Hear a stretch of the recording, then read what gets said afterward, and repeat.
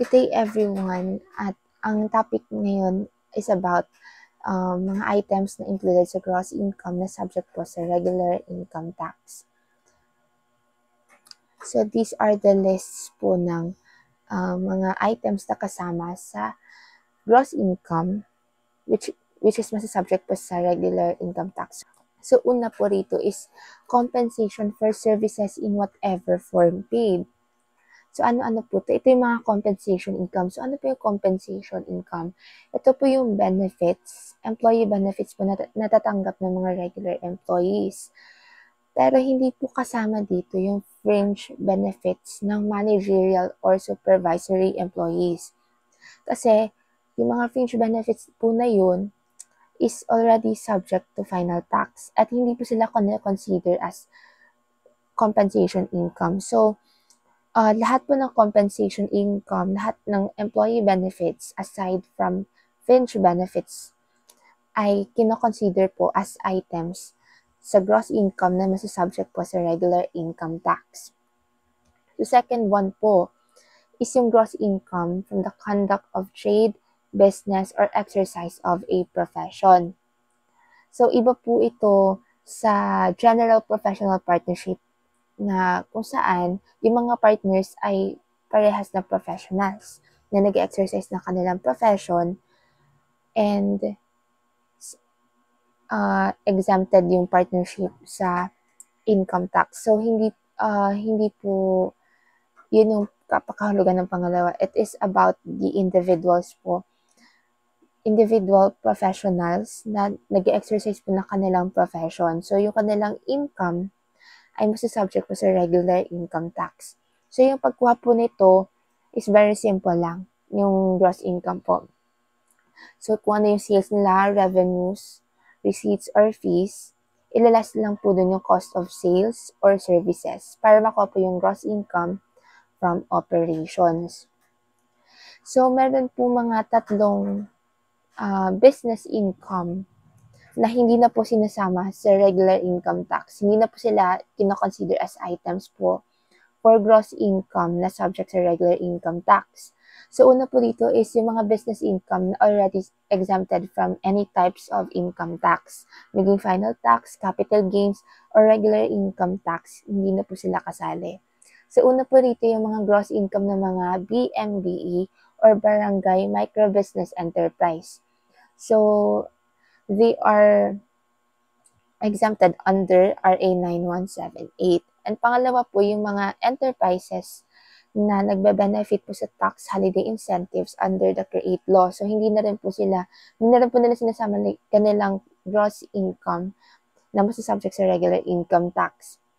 Also po, yung mga business income na subject na po sa special tax like yung PEZA, yung TIEZA or Tourism Infrastructure and Enterprise Zone Authority, which both are subject na po sa 5% gross income tax, and also po yung income ng mga self-employed or mga individuals po na pumili ng 8% income tax. Since meron na po silang 8% income tax, hindi na po sila masasubject sa regular income tax.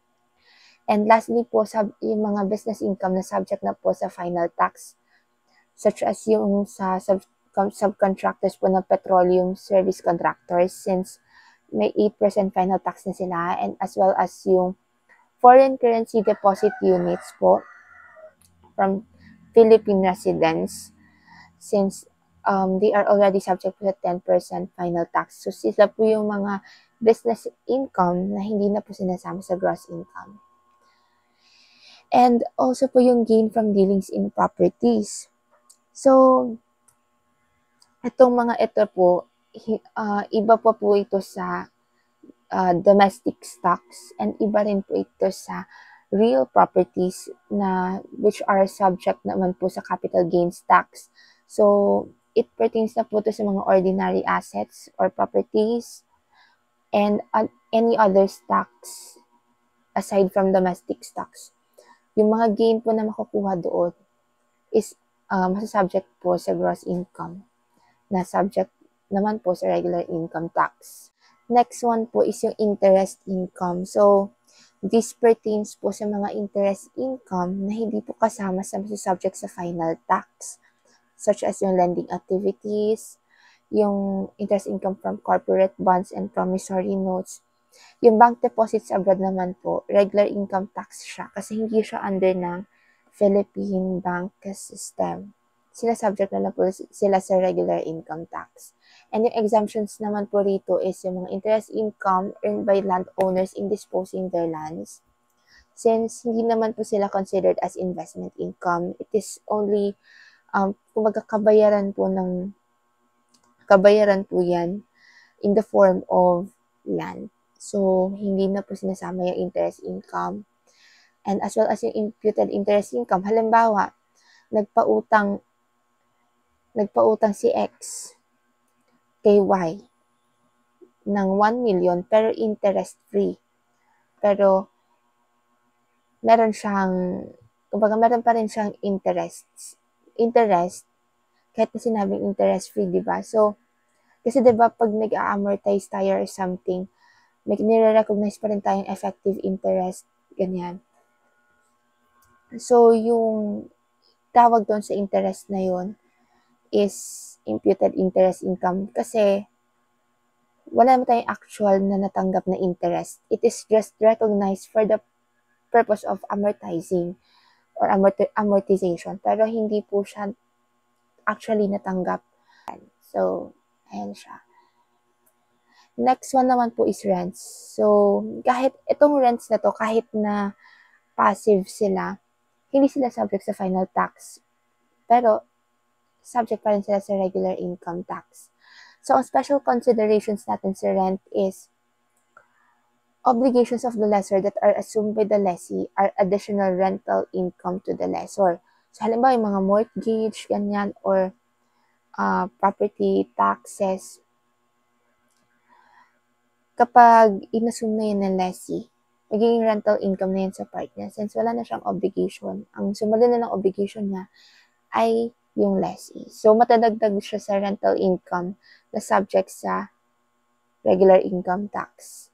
And also yung advance rentals, like, yung una is item sila ng gross income upon receipt kapag yung advance rentals na yun ay unrestricted. And also, if they are restricted to be applied in future years or upon the termination of the lease.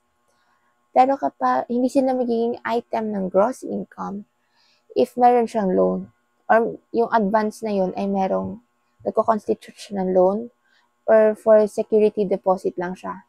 Meaning ay ibabalik siya at the end of the lease term, or kapag subject naman yung advance rental na yun to contingency.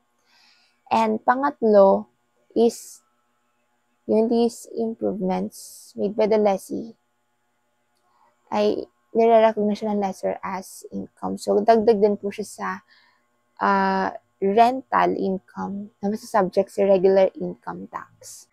So, next one is yung royalties. So, generally, pag passive siya and within the Philippines, they are subject sa final tax. Pero kung sila ay active and at the same time, na-earn siya within the Philippines, doon siya matataksan under regular income tax. Same sa kapag na-earn naman siya outside the Philippines. So, subject na siya sa regular income tax. So, kapag sinabi kasi natin active, ito yung nagpo-provide pa rin ng services, patuloy nagpo-provide ng services yung seller or yung nagpo-provide ng service para lang maka-earn siya ng royalty. So kapag hindi siya gumawa ng service, wala rin mapupuntang royalty sa kanya. Unlike sa passive na kahit once lang niya gawin yung service na yun, kapag hindi niya ituloy-tuloy yung service na yun, mag-earn pa rin siya. Like kapag yung author nag-publish siya ng book, once lang naman siya 'di ba nag-publish ng book, nagsulat ng book. Pero yung product niya na libro, tuloy-tuloy yun na nag-earn ng royalty. So, yun yung example ng passive. Yun yung kaibahan ng passive sa active. So, yun na yung mga dapat tandaan. Ngayon, dito tayo sa dividends. Sabi dito, yung mga dividends na to pertain to foreign source dividends or declared by foreign corporation. So, kung mapapansin natin dito sa table, lahat ng dividends na galing domestic corporation, they are all subject to final tax except sa kapag ang receiver nito is domestic and resident foreign corporation, exempted sila. Pero pagdating sa kapag yung foreign corporation na yung pinagmulan ng dividends na yon, halos lahat sila is regular tax. Ang mga masasubject sa final tax ay yung NRA, NETV, and NRFC. So, sabi pa dito, cash, property, and scrip dividends from foreign corporations, subject sila sa regular income tax. So, dalawa lang yung klase ng dividends na exempted from income tax.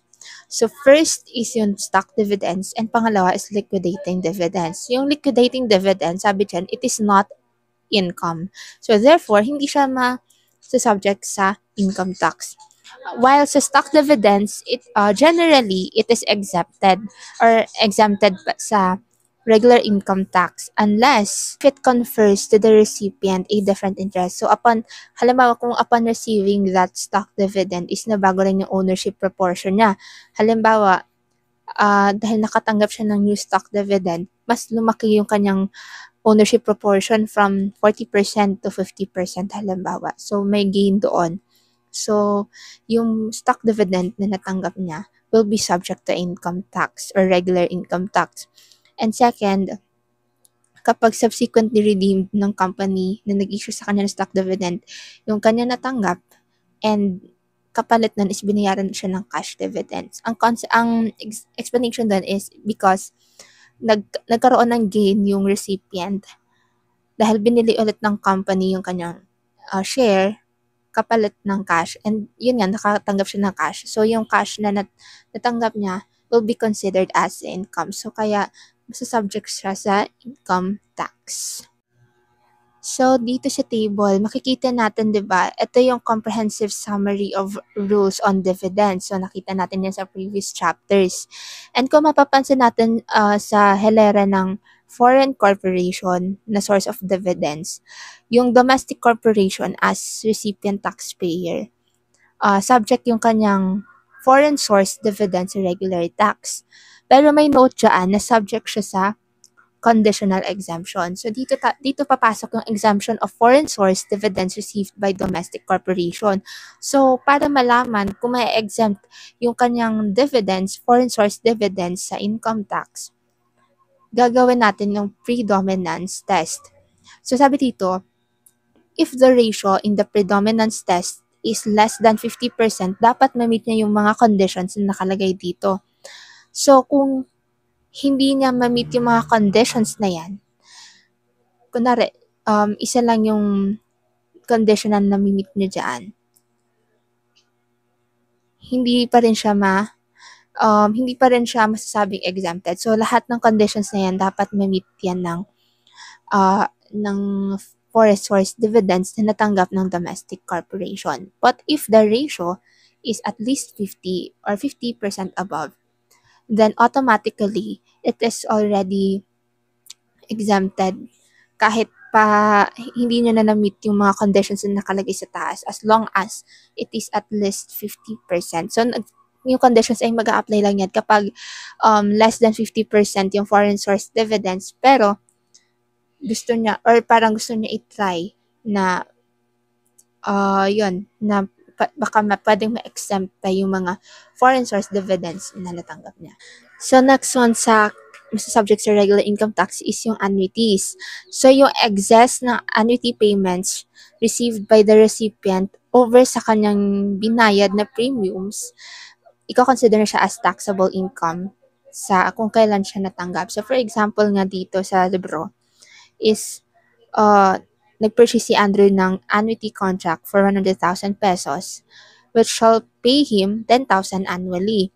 So, yung bayad sa kanya na 10 annually for yun yung hindi masasama or makakonsider as taxable income. Pero kapag may mga natanggap pa siya beyond that 100,000 and beyond the first 10 years, yung mga matatanggap niya na annually will be considered as taxable income sa year kung kailan niya na-receive yun. So, next one is prizes and winnings. So, sabi dito, prizes and winnings that are exempted from final tax are not items of gross income subject to regular income tax. So, kung halimbawa na exempted na siya sa final tax, yung prizes and winnings, hindi na siya masasubject sa regular income tax. So, dito nakalagay yung mga exempt prices and winnings. So, mga na-explain na rin siya sa mga nakaraang chapter. So, same lang din ang rule pagdating sa regular income tax. And itong table na to, it shows the summary rules of prices and winnings. Pero ito, sa individual taxpayers lang ito nag-a-apply. And the second table naman is for corporate taxpayers. Ito naman is prices and winnings na din. So, next one naman is pensions. So, as discussed in the previous chapter, sa chapter 8, kasama ang pensions sa exemptions for regular income tax. Pero, kapag hindi niya na-meet yung mga criteria na hinihingi ng exemption, yung pension ay makakonsider pa rin as taxable income na subject sa regular income tax. And next one is taxable partnership and taxable joint venture or co-ownership. So, itong mga to na taxable partnership and so on is taxable as corporation. So, makikita natin sa table na ito yung yung mga rates nila or saan sila masasubject. So, kung individual, yung partner, venturer, or co-owner, 20% final tax if sa Philippines yung kanilang partnership or venture. Yan. And if abroad naman, regular tax. Sa corporation naman, both ng Philippines and abroad are subject to regular tax. So next sa included naman is yung partner's distributable share in the net income of a GPP or General Professional Partnership. Kasi alam naman natin na ang General Professional Partnership mismo na hindi natatax or exempted na sa tax. Pero yung partners ng General Professional Partnership ay taxable yung kanilang income. So kung makikita natin sa example, niless yung professional expenses and in-add back yung interest from bank deposits. So, in-add back siya kahit na subject siya sa final tax. In-add back siya for the purpose of determining the distributive net income ng partnership. And para malaman kung magkano yung magiging shares nila ng partners sa distributive net income na yon. And the next one naman is yung general criteria for items of gross income. So, ang sinasabi lang naman ito, kapag hindi subject sa final tax, capital gains, and special tax regime, magpo-fall na siya sa regular income tax. And kung hindi naman siya excluded or exempted by law, treaty or contract from taxation, and yun nga, hindi rin siya subject sa anong ibang klaseng tax. So, automatically, mapupunta siya sa regular income tax. So, nakalista dito yung other sources of gross income subject to RITs. So, yan na yung kung ano yung mga nakikita natin. So, una sa other sources of gross income na subject sa regular income tax is yung income distribution from taxable estates or trusts. So, kung ano yung mga income distribution na na-receive ng heir or beneficiary sa taxable estate or trust, may include siya sa regular income tax. Unless na-subject na yung income na yun sa final tax or capital gains, hindi na yung masasama. Pero kung hindi pa na-subject doon, sa alin doon, magpa-fall siya sa regular income tax.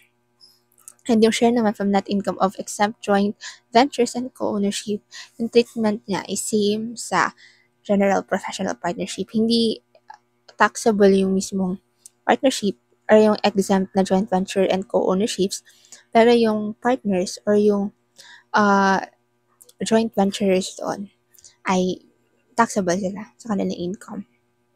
And sa farming income naman, kasama siya. So, raise and sell operation, ito, nagpapalaki sila mismo ng mga animals and yon ng livestock or farm products. And then, once na binenta nila yon, ilalas nila yung kanilang animal raising expenses. Pangalawa is purchase and sell operation. So, dito, hindi naman sila nagpapalaki mismo ng mga animals. Nagpa-purchase lang sila. Pero once na binenta nila yon, ilalas nila yung kanilang cost of purchase sa kanilang magiging sales. So, yun yung magiging farming income nila na subject sa regular income tax. Next one naman is recoveries of past deductions. So, halimbawa, nagkaroon sila ng mga bad debts expense. So, madadeduct yan sa kanilang income or taxable income. So, yung pag nakakreate yun ng tax benefits sa kanila, once na ma-recover nila yung bad debts expense na yun or yung deductions na yun, madadagdag siya sa magiging taxable income nung taxpayer. So, yung tax benefit kasi, pwede mangyari siya in two ways. Una, directly, through reduction of taxable income in the year the deduction is made.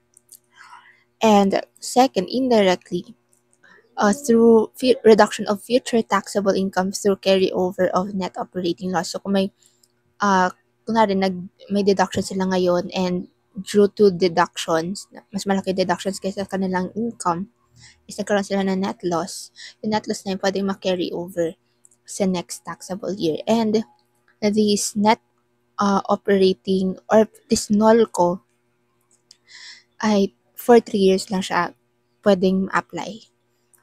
So, if after 3 years hindi pa rin siya nagamit, hindi na rin siya makaka-create ng tax benefit sa taxpayer. So, unang illustration with net income in the year of deduction. So, madali lang to. Since sa 2023, 60,000 yung deduction sa kanila. Since 60,000 yung bad debt expense. So, 40,000 na lang yung taxable or yung net income ng company na to or ng taxpayer pala na ito. 2024, since wala namang recovery na nangyari, so hindi siya magagalaw. And since 2025 nangyari yung recovery, yung 35,000 na recovery nila is madadagdag sa net income ng taxpayer. So, instead na 120,000 lang yung kanyang babayaran, magiging 155,000 yung babayaran. And next one, if meron namang operating loss and NOLCO carry over before recovery. So, dito, makikita natin dito, 2023, 70,000. And then, 90,000 yung bad debts expense. So, nagkaroon ng loss na 20,000. Yung 30,000 na net loss, or yun nga, net loss, will be carried over sa 2024. So, yung 100,000, nilas doon yung 20,000 na net loss. So, yung net income na lang niya will be 80,000. And since nagkaroon ng recovery, 2025 na 60,000, yung net income will be 180,000 na. Sa third illustration, makikita natin dito na nagdeduct ng 500 interest expense in 2017. So, nag-create to sa 2017 ng net loss na 400 pesos. So, 2018, hindi nagamit yung NOLCO since loss pa rin yung income. And 2019, nung nagkaroon ng net income na 80 pesos, hindi siya negative. So, nagamit yung 80 na NOLCO from 400. Diba 400 ang NOLCO? So, yung 80, since 80 net income, 80 din yung kinuha from 400. So, may 320 pa na remaining. Kaso, ng 2020, loss pa rin. So, hindi nagamit yung NOLCO. Ngayon, after 3 years, nag-expire yung 320. And sabi dito, na-condo na yung kanyang interest expense na 500 since hindi naman nabayaran. Ngayon, yung 500 na yan, hindi yan buo na ma-revert back sa gross income. So, since, di ba, 400 yung NOLCO, 400 yung loss. And 80 pesos lang yung na-carry over. For 80 pesos lang. So, 400 minus 80, 320 lang yung, 400 minus, ano ito? 100. Okay. Ayan, 180 lang. 180 lang yung napakanabangan niya. Kasi yung 100 na net income, plus yung 80 nung 2019, so 180 lang yung na kanyang napakinabangan doon from deducting interest expense. So, 400 minus 500 minus 180 is 320. Ngayon, ang mare-revert lang is 180, hindi yung 320, hindi nakasama yung 320. So, yung 500 na yan, yung 500, hindi yan yung buong mare-revert back sa gross income, kundi yung 180 lang. So, ang sagot dyan is 110 lang yung magiging net income after recovery.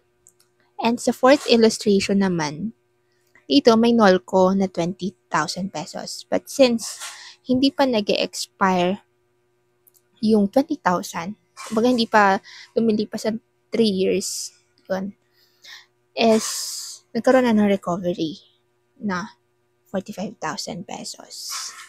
So, yung buong 90,000 is already considered a tax benefit. So, therefore, yung 45,000 na yan na-recover nila, magiging, yan yung ma-recognize siya, or parang yun yung ma-revert back buong-buo yung 45,000 as gross income. Unlike ito sa third illustration na instead na buong 500, since yun din naman yung na-condone, dahil nga nag-expire na yung NOLCO, so hindi naman napakinabangan yung buong 500. So, ang napakinabangan dito ay 180. Kaya yung 180 lang yung i-revert back mo. Kasi lumipas yung 3 years na hindi naman nagamit yung NOLCO. Hindi, or kumbaga yung buong 500, hindi naman napakinabangan lahat. Unlike dito sa 2033. Or unlike dito sa illustration 4, na kahit sabihin natin may NOLCO, and hindi nagamit, the fact na hindi pa siya nag-expire, pero nagkaroon na ng recovery, tax benefit pa rin yung buong 90,000. So, yun na yung tatandaan. Dito pala sa illustration 4, di ba 45,000 buong mare-revert back yan lahat. So, hindi ibig sabihin na 30K yung magiging net income na taxable. Since meron pang NOLCO na hindi pa expired, ima-minus mo pa rin yung 20K sa 30K. So, ang pinaka-taxable net income mo talaga dyan is 10K. So, never forget the NOLCO. Dito sa next illustration, without benefit of NOLCO carryover. So, paano kung hindi pa din carry over ang NOLCO by law? Ngayon, dito makikita natin na may 20,000 na NOLCO, no? Ngayon, nagkaroon ng recovery na 60,000. So, ang mangyayari dito is yung as-if approach. As if na alam na nila na merong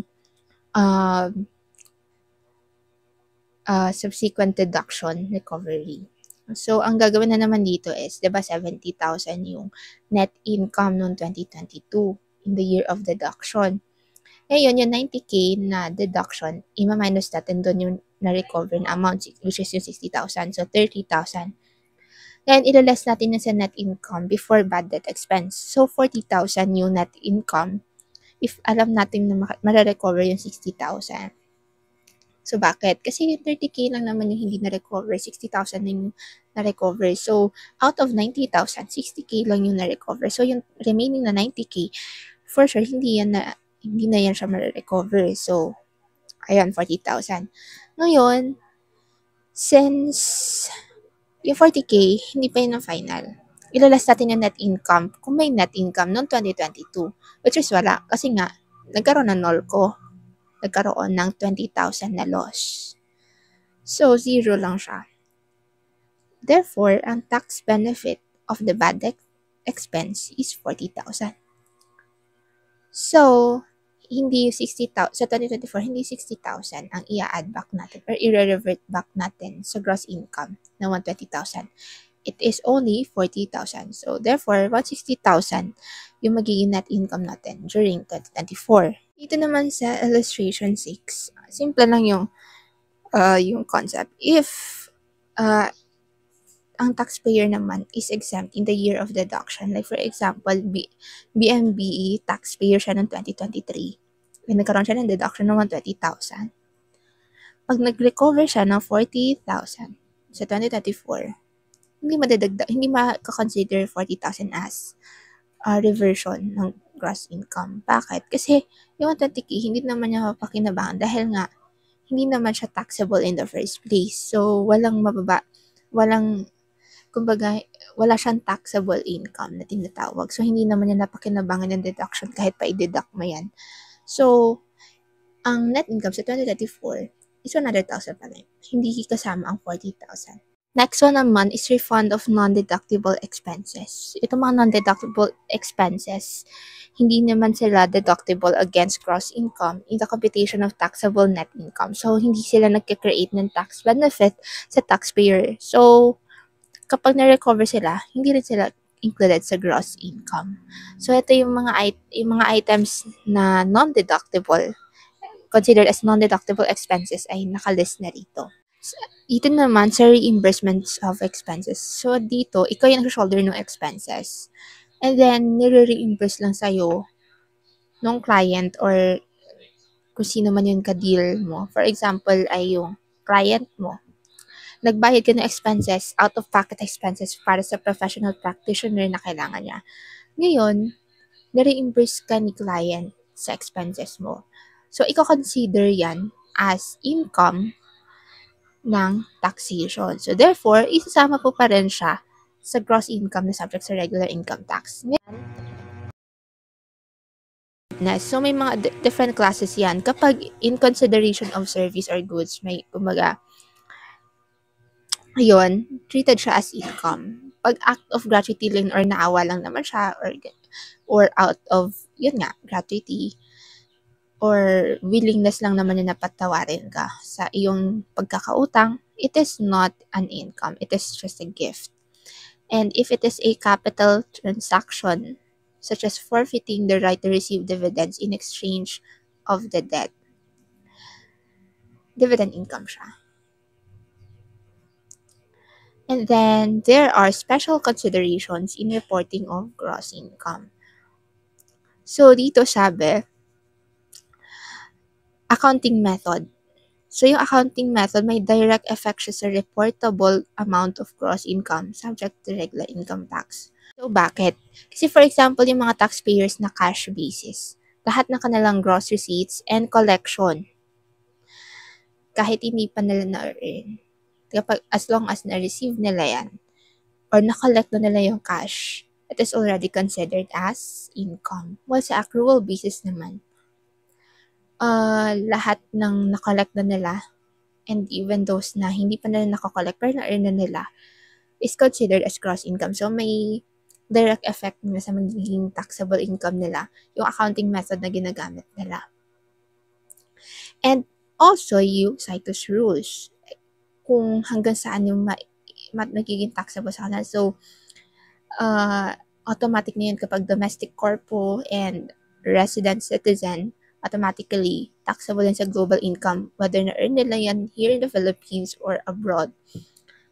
Global income yung kanilang basis ng kanilang taxation. So, yan na naman siya. And also, effects of value-added tax on reportable gross income. So, if yung sales or receipts ay nag-exceed ng 3 million in the last consecutive 12-month period or within one year, they are considered as VAT taxpayers. Non-VAT naman kapag below 3 million. Or may iba pa silang percentage taxes. Basta hindi sila nagpo-fall doon sa criteria ng VAT taxpayers. So, yung mga VAT taxpayers, sila ay mandatory na mag-charge ng 12% output tax on their sales or receipt. So, kapag hindi naman sila VAT taxpayers, hindi sila mandatory sa 12%. Sabi pa dito, the amount of reportable gross income shall not include the output VAT. So, ang ginagawa natin dito is, halimbawa, napatungan na natin ng VAT yung ating goods tax na binebenta. So, tatanggalin natin yung 12% doon na meant for VAT. And yung maiiwan, yun lang yung may subject pa sa regular income tax. So, that's, tulad dito sa illustration 1, 78,400 yung charge niya sa client for rental. So, tatanggalin niya dito yung 12%. So, kinuha niya yun. Una, yung rental income, then divided sa 112%. So, 70,000 lang talaga rental income. And then, yung output VAT niya, 78,400 times 12 over 112. So, 8,400. Yung 8,400, hindi yun kasama sa regular income tax. Only the 70,000. While sa illustration 2, since non-VAT taxpayer naman siya, yung buong 78,400 is subject to regular income tax. So, next one naman is creditable withholding tax. So, itong creditable withholding tax, hindi siya deduction sa kabuoang gross income. Ito ay deduction lamang po sa tax due nung taxpayer. So, iba po ang gross income, iba rin ang tax due. So, like dito sa illustration, makikita natin na binalik nila yung, di ba sa rent income for 75,000 lang. Net na yan nung creditable withholding tax. Ibabalik nila yung 25,000. Same sa professional fees.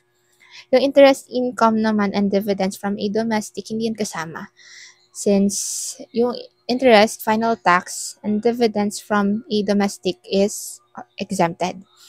Ngayon, 900,000 yung kanilang gross income sa example. Ngayon, makikita natin sa next picture na yung 25,000 na creditable withholding tax and yung 40,000, binawas lang siya sa income tax due na 100,000.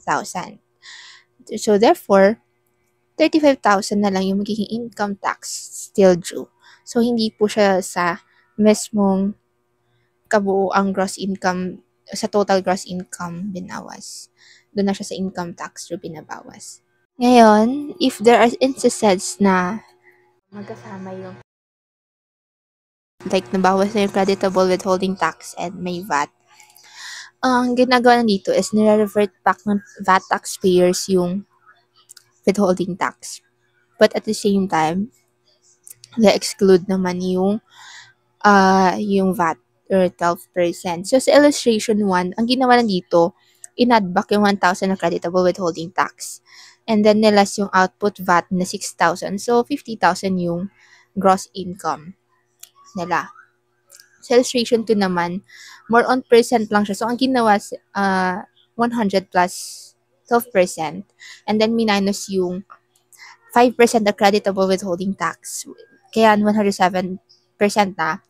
So, dinivide lang dito yung 85,600 na cash received. So, 80,000 yung rent income, gross income. And since i-add back yung withholding tax, which is 4,000. So, yung magiging subject sa income tax is 84,000 lahat. So, excluded na roon yung 9,600 na output VAT. Okay, so next one naman is power of the Commissioner of Internal Revenue or CIR to redistribute income. So, bakit ginagawa niya ito? It is to prevent tax evasion and to clearly reflect the income of each organization. So, dito sa next slide, kaya may power yung CIR to do that. It's because there is an existing problem of unfair pricing. So, transfer pricing may be manipulated to favor one enterprise over another. So, actually, most common na nangyari to sa mga related parties. So, dito sa slide is, ito yung mga examples ng kung bakit nag-i-exist yung problem sa unfair pricing. Dito, kaya ginawa yung tinatawag na transfer pricing guidelines. So, this is to ensure na merong fair and accurate reflection of income among associated enterprises. Associated enterprises or related party transactions. So, ano ba itong mga associated enterprises? Sabi dito, sa RR2 2013, two or more enterprises are associated if one participates directly or indirectly in the management, control, or capital of the other, or the same persons participate directly or indirectly in the management, control, or capital of both. So, in other words, these are the related parties. Kasi, dito sa next slide, since they have this special relationships, pwede silang gumawa ng, or yung pricing nila or yung transactions nila may not reflect kung ano yung, or hindi mag-reflect based sa market forces. So, ang mangyayari, magiging unfair.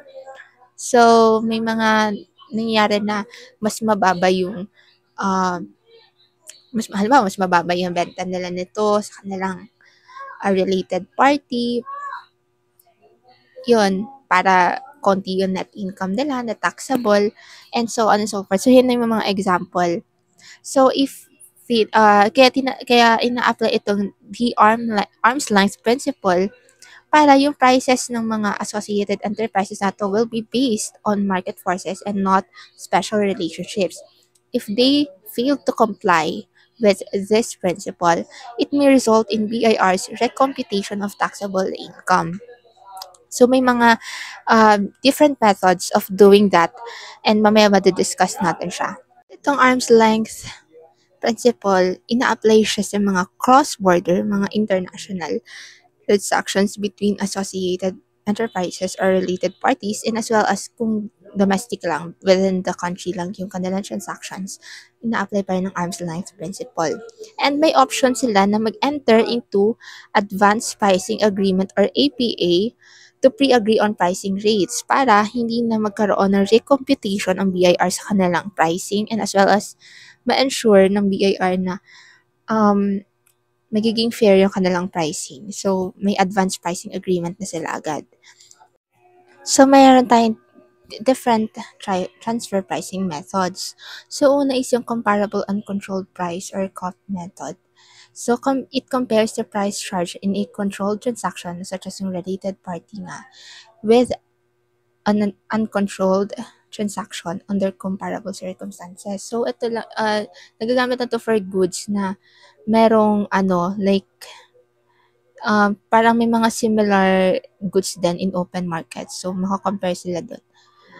Unlike, pero kapag unique yung characteristics ng products, like for example, patents and may mga trade secrets, ganyan, patented products, hindi sila makakagamit nito kasi wala naman masyadong open markets for something like that. And also, wala naman kasi siya masyadong kaparehas sa open market. Pangalawa is resale price method. So, kung reseller yung party na yun, ay ang ginagawa niya is kino-compare yung kanilang pricing. Kasi diba may mga times na nire-resell nung isang party sa kanyang related party yung mga products. Ngayon, i-compare yan ng BIR kung magkano yung bentahan din ng or pag-resell din ng ganong klaseng product kapag sa independent party naman siya binenta. Pangatlo naman is cost plus method. So, nagdadagdag lang sila ng appropriate markup sa cost of production or service ng supplier. Pang-apat is profit split method. It divides profits or losses between associated enterprises based on each party's contribution or function. So, una dito is residual profit split approach. So, dito, ini-split mo na, ina-allocate mo na yung profit to provide a basic return appropriate sa kung anong klaseng transaction yung pinasok nila. And then yung matitira sa profit would be divided between independent parties. Or kung parang i-base nila sa kung paano ba hatiin yun if individual parties sila. So, same din sa so yun yung gagawing approach kapag residual profit split. Kapag contribution profit split naman, yung combined profits from controlled transactions ay dinedivide between associated enterprises based sa kanilang relative contribution to the profit or the relative value of the functions performed by each of the associated enterprises. So, based lang siya sa contribution or function. And then, the last one is transactional net margin method. So, same lang din yung kanyang, ang ginagamit niyang profit margin is yung from comparable uncontrolled transactions sa una kanina. And, yun nga, for more on, lang din naman siya, more on yung profit margin na ginamit doon. Parang more on comparing lang din siya sa kapag independent, like, yun nga, parang more similar lang din naman siya sa resale price and cost plus methods. Now, if there are no comparables available, gagamit sila, yung BIR, gagamit siya na lang comparatives from another industry segment. And if, yun nga, if hindi pa rin gumana, gagawin nila, i-combine nila yung mga transfer pricing methods. So, pwede na, kumbaga hindi siya nalilimit sa isa lang na paggamit. Pwede siyang i-combine para mas mag-arrive sa tamang pricing.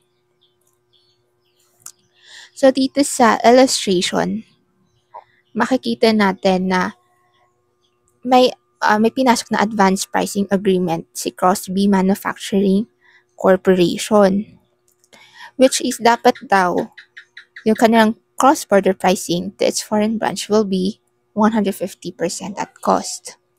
Ngayon, if i-apply natin yung APA, yung 7 million na sales ng corporation na yun sa Philippines, sa intra-company sales, yung 7 million magiging 10,500,000. So, tinimes lang doon yung 150,000. Ay, 150%. 7 million times 150%. So, 10,500,000.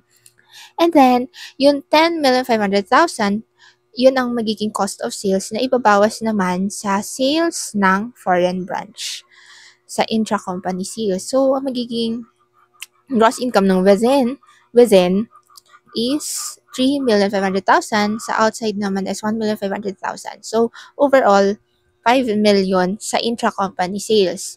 Ngayon, magtataka kayo, baka 12 million pa rin siya. Kahit na 10,500,000 na siya. Yung sa sales, total sales. It's because yung basis ng sales is yung sa foreign branch. Yan yung pinaka-sales talaga. So, 12 million na ang total. And yung cost of sales is 7 million. Since ang basis naman ay yung cost of sales ng within the Philippines. So, next one. Kasi yung 10,500,000 for ano lang siya. Parang hindi ko rin alam. So, yan. While sa unassociated domestic enterprises naman, hindi siya affected ng APA. So, ganun pa rin yung kanyang prices. And then, inad lang yung mga gross income sa intra-company sales and unassociated domestic enterprises.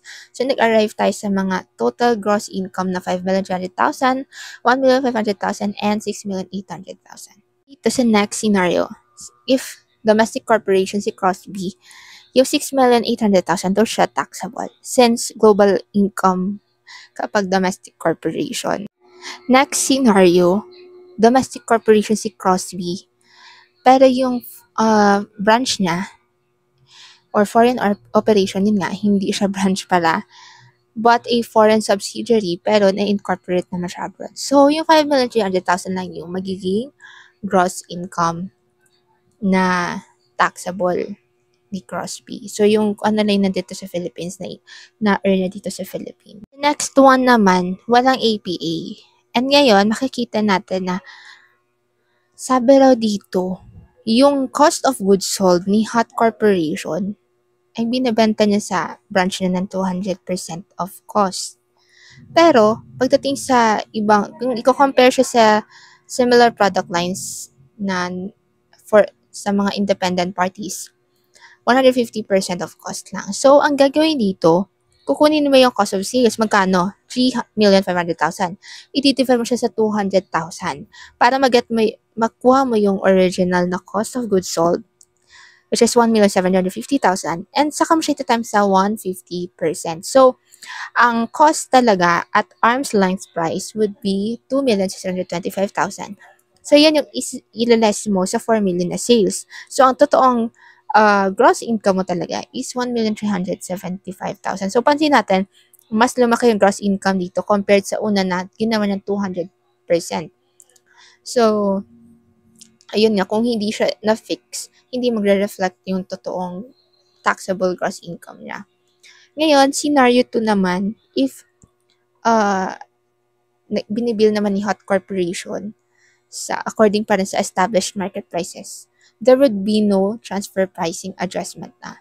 Kasi it's already reflecting arm's length pricing.